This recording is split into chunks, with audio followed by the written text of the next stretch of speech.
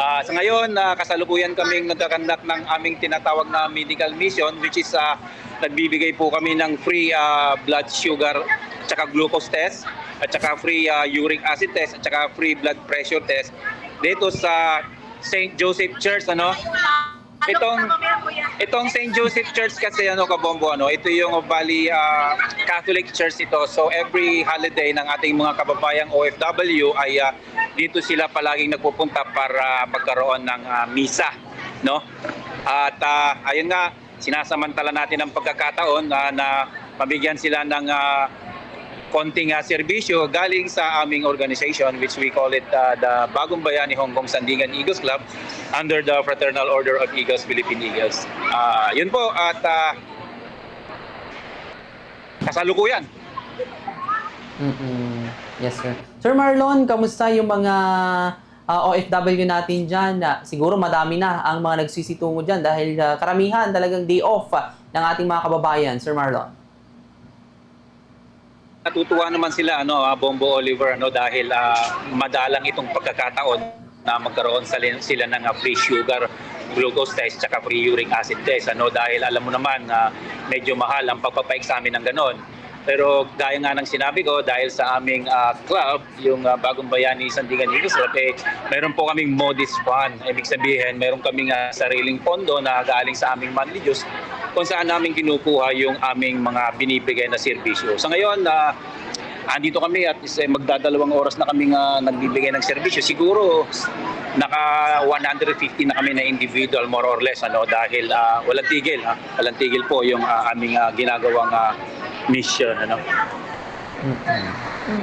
Sir Marlon, kada taon ata, kung di po tayo nagkakamali, every time na na-interview namin po kayo dito po sa atin po nga palatuntunan na hindi lamang po kasi ito, yung natatandaan po natin Yes, na unang pagkakataon, na nakapagsagawa po kayo ng natura po nga aktibidad. May we know, Sir Marlon, kung ano din po ito po nga pamamaraan po ninyo, para kayo po ay makalikom ng inyo po mga pondo, sources po ninyo para maisakatuparan patuloy at pong kahalintulad po ng mga aktibidad, sir? Well, bilang isang member ng Bagong Bayani Sandigan Eagles Club, meron po kaming monthly dues. Meron po kaming pondo na binibigay sa aming treasurer at doon po namin kinukuha yung aming binibigay na serbisyo sa aming mga kapwa OFW. Hindi po kami nagsosolicit sa mga individuals, but as part of our mission is galing po talaga sa aming modest fund. At alam ng mga members yan, bago sila pumasok, obligasyon po ang tumulong sa aming mga kapwa OFW dito sa Hong Kong. Yes, sir. Sir Marlon, baka meron din tayong pwedeng makausap dyan, mga overseas Filipino workers natin, gaya ng ating ginawa noong mga nakaraang interviews, Sir Marlon. Yes po, pakakausap ko sa iyo yung aming coordinator ng church na Pilipino din, para mabigay niya yung kanyang ang kanyang pahayag. Kuya Jonathan, live po tayo sa Bombo Radio at gusto ko pong makausap ng yung ating anchorman at tanungin kung ano yung mga bagay-bagay na ginagawa namin. Yes, hello po, good morning po. Yan. Good morning, sir. Sir, pakilala muna kayo at ano pong trabaho natin dyan ngayong araw na ito, sir?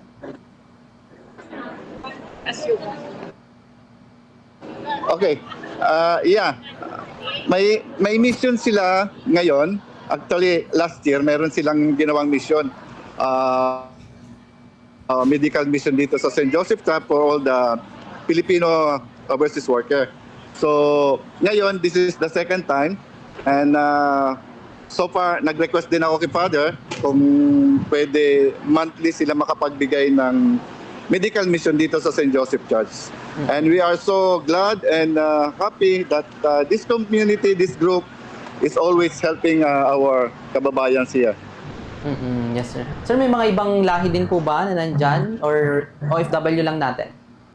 Mostly is a Filipino community muna nandito. Wala ko nakitang ibang lahi na nag-avail ng kanilang blood sugar o kaya blood pressure ngayon. Yes, sir. Pero bukas tayo sa ibang mga lahi dyan, sir. Yes, because this is is a medical mission to all. kumusta naman po yung pakiramdam po natin? And ito ba ever since panata na rin po talaga natin ito po pagtulong ano po sa atin po mga kababayan po dyan, most especially ito po mga gipit or wala po talagang kakayahan ano po para ultimo makapagpa-check up na isasangkalan po ang kanila po kalusugan, sir. First of all, siyempre may mga work sila 6 days a week. Ang day off lang nila is Sunday. So sa naman, meron naman silang may medical, kaya lang di ko sigurado kung sila ay nagagawa ng medical check-up ng kanilang mga employer. But personally, nag-volunteer sila na magpakuha ng kanilang sugar and uric acid and blood pressure for free na tinatawag. So, nakaka-avail naman sila at masaya naman sila.